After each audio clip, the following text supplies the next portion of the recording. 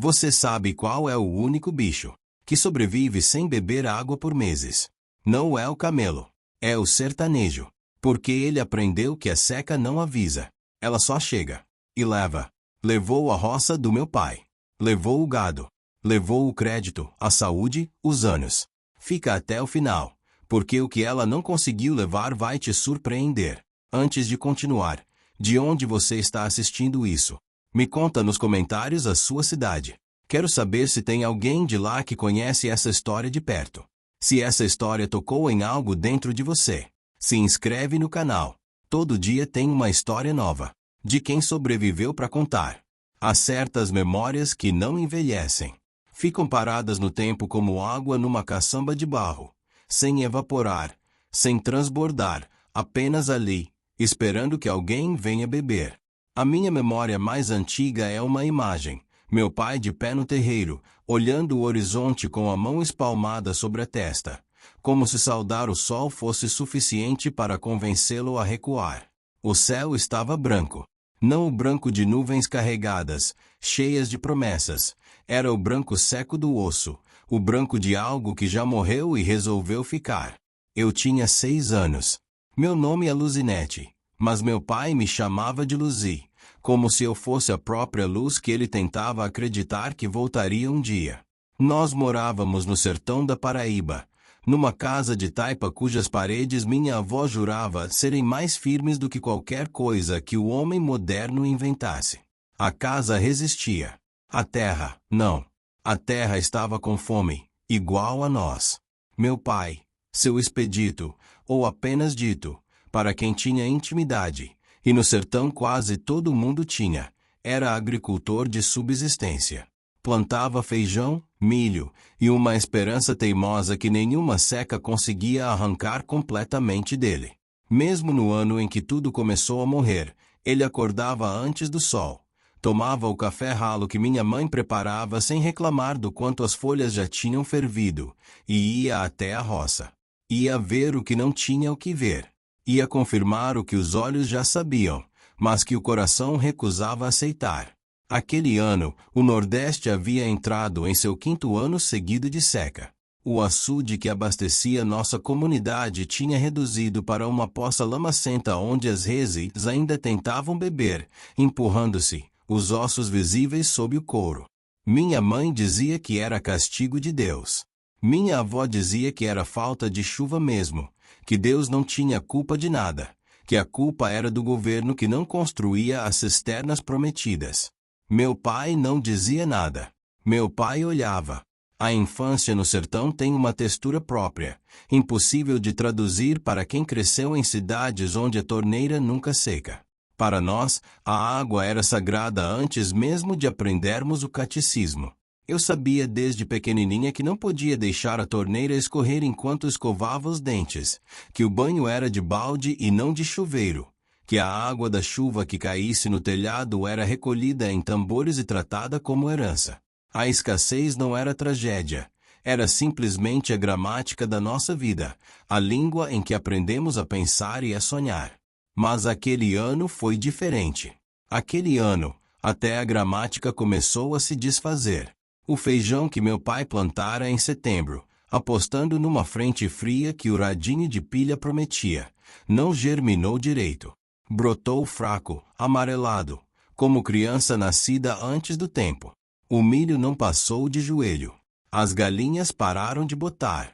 A cabra que era o orgulho da família, uma saana mesclada que meu pai comprará com 3 meses de trabalho na construção civil numa cidade distante, deu um cabrito natimorto e secou o leite na semana seguinte.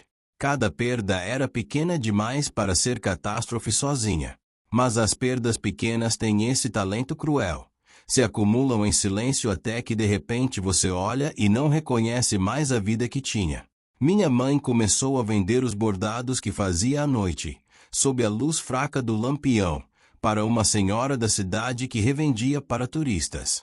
Meus irmãos mais velhos, João, que tinha 12 anos, e Teresa, que tinha 10, foram trabalhar na casa de família do vizinho em troca de comida e uns trocados. Eu ficava em casa com minha avó, aprendendo a fazer renda de biuro e tentando não pensar no ronco que às vezes o meu próprio estômago fazia. Meu pai continuava indo à roça. Continuava olhando o horizonte. Continuava esperando a chuva. Mas a chuva não veio. E alguma coisa dentro dele foi indo junto. Há um tipo de sofrimento que não grita. Ele vai rachando por dentro, devagar, do jeito que a terra seca racha quando o sol bate forte por semanas seguidas. Primeiro aparecem as frestas finas, quase imperceptíveis, e depois, de uma hora para outra, o chão inteiro se parte em ilhas separadas de poeira. Meu pai era assim. Não chorava, não xingava, não jogava nada contra a parede. Ia rachando em silêncio. E eu, com os meus 6 anos cheios de uma atenção que só as crianças do sertão desenvolvem. Porque no sertão a sobrevivência depende de ler os sinais antes que eles se tornem tragédias. Eu ia vendo as rachaduras se aprofundarem. Ele parou de assobiar. Parece pouco, mas não era. Meu pai tinha o hábito de assobiar quando trabalhava, uma melodia sem nome, inventada por ele mesmo, que eu associava à sua presença como outras crianças associam o cheiro de perfume à mãe. Quando o assobio sumiu da casa, sumiu uma presença maior do que o homem em si. O silêncio que ficou era diferente do silêncio normal. Era um silêncio que pesava, que ocupava lugar, que se sentava à mesa com a gente na hora do jantar. Minha mãe percebia. Eu percebia que ela percebia. Havia uma coreografia delicada entre os dois, um jeito de falar ao redor das coisas sem tocar nelas, como se as palavras certas fossem capazes de desfazer o que estava acontecendo. Ela colocava a mão no ombro dele quando passava por trás da cadeira onde ele sentava para ouvir o radinho à noite. Ele cobria a mão dela com a sua por 1 segundo, 2, e depois os dois voltavam ao silêncio. Era uma forma de amor que eu só fui entender muito mais tarde. Era o amor dos que aprenderam que certas dores não têm conserto, apenas companhia. O dia em que meu pai foi ao banco foi o dia em que compreendi que as coisas tinham chegado a um ponto sem volta. Ele acordou mais cedo que o normal.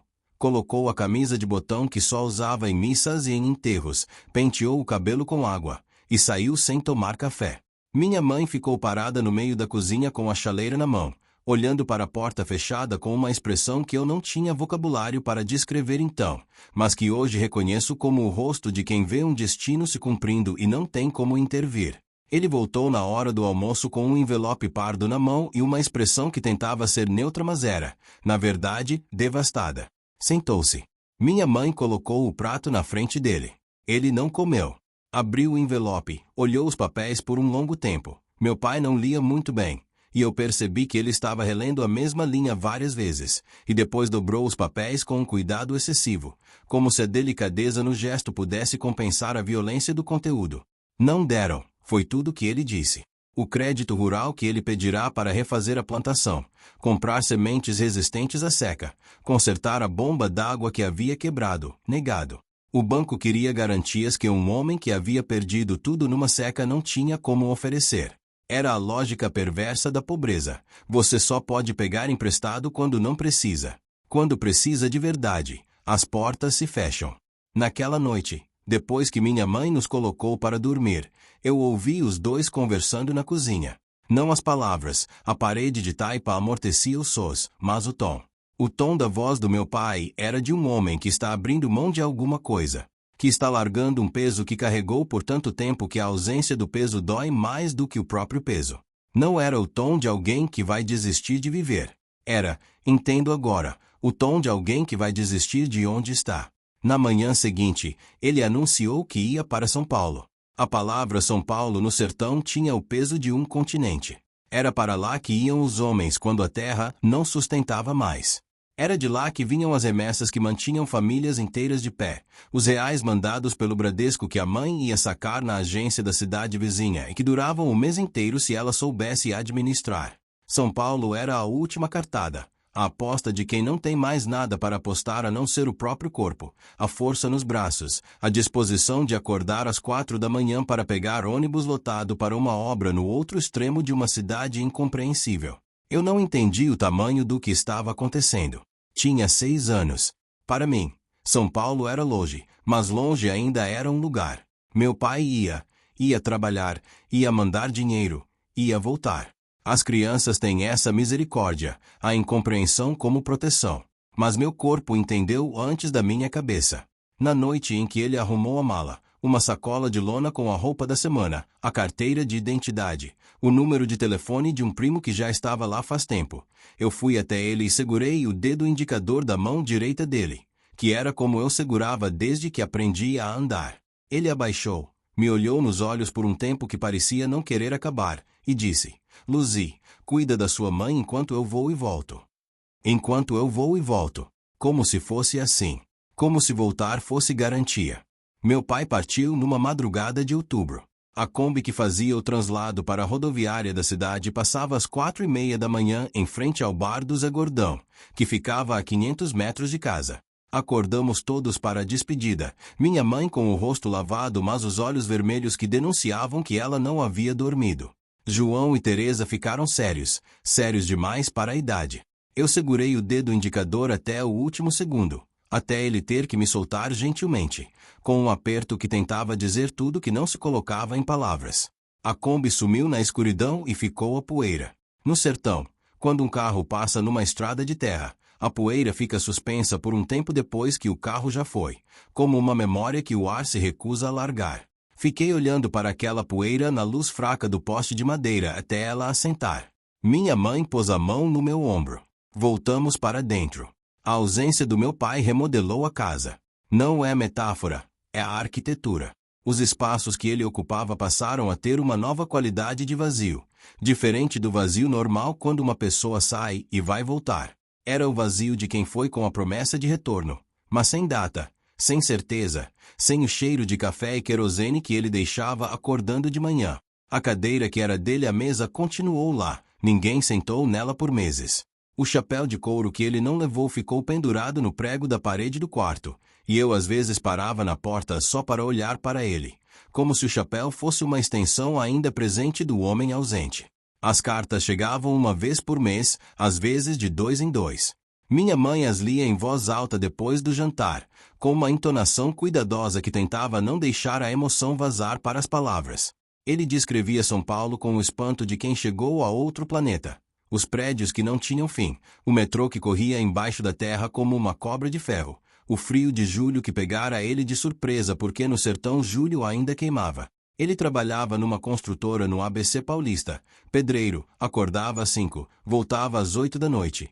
Comia marmita comprada numa birosca do lado da obra e dormia em quarto que dividia com outros 6 nordestinos, todos com o mesmo olhar de quem deixou um mundo para sobreviver em outro. Mandava o que podia. Às vezes era pouco. Às vezes era quase nada. Minha mãe não reclamava nas cartas que respondia. Eu sabia porque às vezes ela me deixava ditar um trecho para o meu pai, e aprendi o tom que ela usava. Sempre com gratidão. Sempre com uma notícia boa antes de qualquer notícia ruim. Sempre terminando com a saudade tá grande mas a gente tá bem. A saudade tá grande mas a gente tá bem. Era a frase mais corajosa que eu já ouvi na vida, e só fui reconhecer isso décadas depois. Eu cresci naquele ano com uma velocidade que não era natural. A infância no sertão já é menos protegida do que a infância das crianças das capitais, mas a ausência do pai acelerou ainda mais o processo de entender o mundo dos adultos. Comecei a acompanhar minha mãe ao mercado, a contar as moedas com ela, a entender que tinha coisas que a gente queria e coisas que a gente podia, e que entre esses dois conjuntos havia uma distância que precisava ser administrada com sabedoria e sem choro. Aprendi a fazer o café da manhã para os irmãos, quando minha mãe saía cedo para entregar os bordados. Aprendi que algumas tristezas se guardavam para quando ninguém estava olhando. Um aprendizado cruel para uma criança de 6 anos, mas necessário naquele contexto, naquele tempo. A seca continuou. O Nordeste daquele biênio entrou para os livros de meteorologia como um dos períodos mais secos do século. Havia uma pesquisa que eu li anos depois, já na faculdade, que estimava o número de pessoas que haviam migrado da região naquele período. Eram centenas de milhares. Centenas de milhares de histórias como a nossa. Cada uma com seu pai de chapéu de couro e sua criança segurando um dedo indicador às 4 da manhã na beira de uma estrada de terra. A escala da tragédia é impossível de processar quando você está dentro dela. Você só vê a sua dor, específica e enorme, e imagina que está sozinho. Só muito depois descobre que estava cercado de solidão idêntica à sua. Foi no inverno daquele mesmo ano, inverno do sertão, que é a estação das chuvas ou deveria ser, que a primeira notícia ruim chegou. Não pelo correio. As notícias ruins nunca chegam pelo correio. Chegam pela voz de alguém, geralmente de madrugada, geralmente trazidas por alguém que não sabe bem como dizer o que tem para dizer. O primo de meu pai ligou do orelhão. Minha mãe foi chamada na casa da vizinha, que tinha telefone fixo. Eu fui junto, sem saber por quê, guiada por um instinto que as crianças têm de que os momentos importantes não devem ser vividos sozinhos. Fiquei do lado de fora da sala enquanto minha mãe segurava o fone com as duas mãos, como se precisasse de força para sustentar o peso das palavras que vinham de lá. Meu pai havia caído do andaime. Estava vivo. Estava no hospital. Mas a queda tinha sido séria. Minha mãe não desmontou. Este é o detalhe que mais me impressiona quando reconstruo aquela noite na memória. Ela saiu da casa da vizinha com o rosto branco, me pegou pela mão, e foi andando de volta para casa em passos iguais, medidos, como se qualquer alteração no ritmo pudesse fazer o mundo desabar de vez. Na porta de casa, parou. Respirou fundo. Entrou. Sentou os 3 filhos à mesa da cozinha, João, Teresa e eu, e explicou o que havia acontecido com uma clareza que eu só reconheço agora como um ato de amor imenso. Ela poderia ter nos poupado, poderia ter dito que o pai estava bem e revelar a verdade aos poucos. Mas minha mãe sempre acreditou que a verdade dita com cuidado é mais misericordiosa do que a mentira dita com carinho. Então nos disse: seu pai caiu, está no hospital, a queda foi séria, precisamos ser fortes. Ser fortes. No sertão, essa expressão não é um clichê, é uma instrução técnica. Significa, não deixe o medo paralisar o que precisa ser feito. Significa, chore se precisar, mas depois de chorar levanta e vai. Significa, a vida continua sendo exigente mesmo quando você está quebrado por dentro, e a única resposta à exigência é continuar respondendo. Meu pai ficou 3 semanas no hospital em São Paulo. A queda do andaime havia quebrado 2 vértebras lombares e o tornozelo esquerdo. Os médicos disseram que ele teria alta, que andaria de novo, mas que precisaria de reabilitação longa e que provavelmente não poderia voltar ao trabalho pesado de construção por pelo menos 6 meses. 6 meses sem renda para um homem que estava em São Paulo exatamente porque não havia renda em casa. A construtora pagou o mínimo que a lei exigia e não se sentiu mal por isso. O primo que o havia acolhido era bondoso, mas também pobre, também nordestino, também vivendo no fio da navalha. Meu pai ficou no quarto dos 6 depois que saiu do hospital, agora impedindo o sono dos outros com os gemidos noturnos de dor que ele tentava sufocar na almofada. Eu não sabia disso então. Soube muito depois, quando ele mesmo me contou. Sabia apenas que as cartas que chegavam tinham mudado de tom. Não mais as descrições espantadas da cidade grande. Agora vinham cartas curtas, com letra mais trêmula, que diziam pouco sobre o que estava acontecendo e muito sobre o que ele sentia por nós. Lucy, você ainda está segurando meu dedo. Eu ainda estou aqui. Guardei essa frase dentro de mim como se fosse dinheiro. Nos dias difíceis, tirava ela de onde eu havia guardado e lia de novo na memória.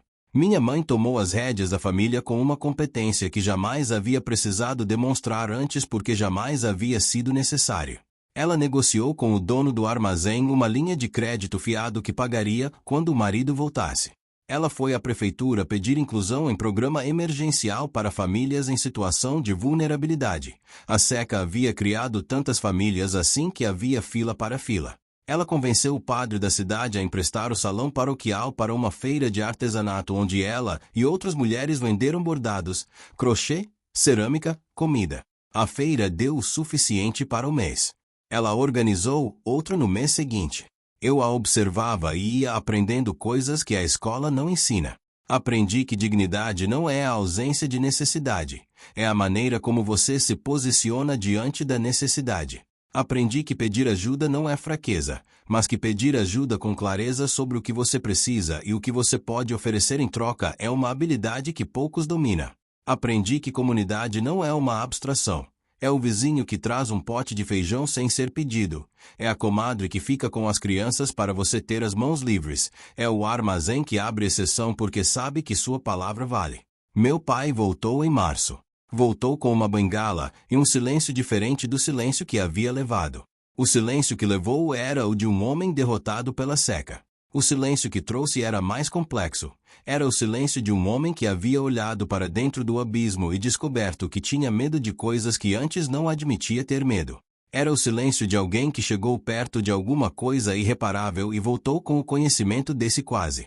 Ele desceu do ônibus na rodoviária da cidade com a sacola de lona na mão e a bengala na outra, mais magro, com as entradas do cabelo mais pronunciadas, e quando me viu, eu havia ido com minha mãe buscar, sozinha com ela porque meus irmãos estavam na escola. Ele parou no meio do estacionamento, sem se importar com as buzinas, e ficou me olhando como se precisasse me regravar na memória. Eu corri. Bati no peito dele de tanto abraçar.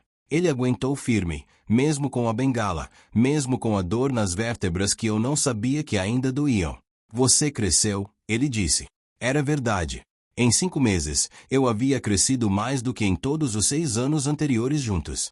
Mas o crescimento que ele estava vendo não era o dos centímetros. Meu pai morreu 11 anos depois daquela queda. Não foi a queda que o matou.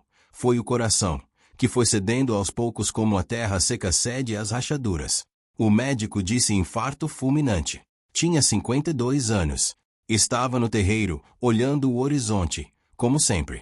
Minha mãe disse que na hora do almoço ele estava bem. Tinha comido. Tinha brincado com o cachorro novo que meu irmão João havia trazido de presente. Depois foi para fora, como fazia todo dia, e simplesmente não voltou mais. Eu tinha 17 anos quando enterrei meu pai. Estava no 2º ano do colegial. Era a melhor aluna da turma em português e em história, e já tinha na cabeça a ideia de que ia para a universidade, de que ia sair do sertão não como ele havia saído, empurrada pela fome, mas puxada pelo estudo. Essa diferença entre sair empurrado e sair puxado foi a maior lição que o meu pai me deu sem nunca ter colocado em palavras. No velório, veio muita gente. No sertão, velório é comunidade. Vieram pessoas que eu mal conhecia, que tinham trabalhado com ele, que ele havia ajudado de algum modo que eu desconhecia, que minha mãe me ia revelando em sussurros entre uma visita e outra. O homem que vendia gelo havia recebido de meu pai o dinheiro para a primeira geladeira, quando estava sem crédito. A família do seu Valdemar havia sido alimentada por 3 semanas com mantimentos que meu pai havia comprado fiado e nunca cobrado de volta. A professora da escola havia ganhado dele um dicionário que estava precisando e que ele havia comprado numa viagem à cidade sem que ninguém pedisse. Um homem que deu tanto e que teve tão pouco. Esta contradição me acompanha até hoje. Como é possível ser generoso quando você mesmo está no limite? De onde vem essa fonte? Passei anos tentando entender isso, lendo filosofia, lendo psicologia, conversando com pessoas que estudaram o comportamento humano em situações extremas. E a única conclusão que encontrei, no final, não vinha dos livros, vinha da imagem do meu pai de pé no terreiro, olhando o horizonte. A generosidade dele vinha do mesmo lugar de onde vinha a sua teimosia em plantar mesmo sabendo que a chuva não viria. Era uma aposta no futuro quando o presente não justificava nenhuma aposta. Era fé, não no sentido religioso, mas no sentido mais radical, a crença de que amanhã existe e que vale a pena agir como se existisse. A seca matou meu pai. Não de uma vez, não em drama de novela, mas aos poucos, do jeito que a seca mata tudo, desgastando, sugando, rachando. Ela tirou dele a roça que era sua identidade. Tirou o sustento que ele entendia como sua obrigação. Tirou a saúde num andaime em São Paulo. Tirou anos de vida que ele poderia ter tido se a terra houvesse sustentado a família sem precisar que ele fosse quebrá-la num trabalho para o qual não estava preparado. A seca o matou por dentro antes de o coração aceitar a derrota. Mas a seca não levou tudo. Não conseguiu levar o que ele plantou em mim. Fui para a Universidade Federal, em João Pessoa, no curso de letras. Fui a primeira da família. Minha mãe foi me levar de ônibus, com uma mala emprestada e uma Bíblia que havia pertencido a minha avó e que era o único objeto de valor simbólico que ela podia me dar. No portão da República onde eu ia morar, ela me segurou pelos ombros, me olhou nos olhos do jeito que as mulheres do sertão olham quando estão transmitindo alguma coisa que não tem nome, e disse: "Vá. Você vai." Fui. Fui e voltei, depois de formada, para ensinar português na escola onde havia aprendido a ler. Fiquei 5 anos.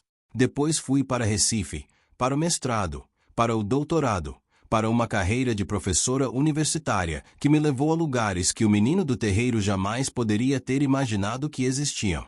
Mas nunca deixei de voltar. E nunca deixei de carregar comigo a memória do terreiro, do céu branco, do homem de chapéu de couro que assoviava uma melodia sem nome enquanto trabalhava. Escrevo isso agora com 52 anos, a mesma idade em que meu pai morreu. Há algo vertiginoso nessa coincidência, um espelho que o tempo armou para mim sem me avisar. Olho para as minhas mãos enquanto escrevo e reconheço nelas as mãos dele. Tenho o mesmo hábito de olhar o horizonte, embora o meu horizonte agora seja o mar de Recife, não o Caatinga. Tenho o mesmo silêncio que precisa de companhia para ser suportável. A seca levou minha infância no sentido de que não me deixou ter a infância despreocupada que as crianças merecem. Levou os anos em que eu devia estar apenas brincando, apenas imaginando, apenas sendo levíssima como as crianças podem ser quando o mundo ainda não pesou sobre elas. Levou isso e deixou no lugar um peso que nunca foi embora completamente. Mas a seca também me deu algo que não estaria trocando. Deu-me a linguagem da resistência.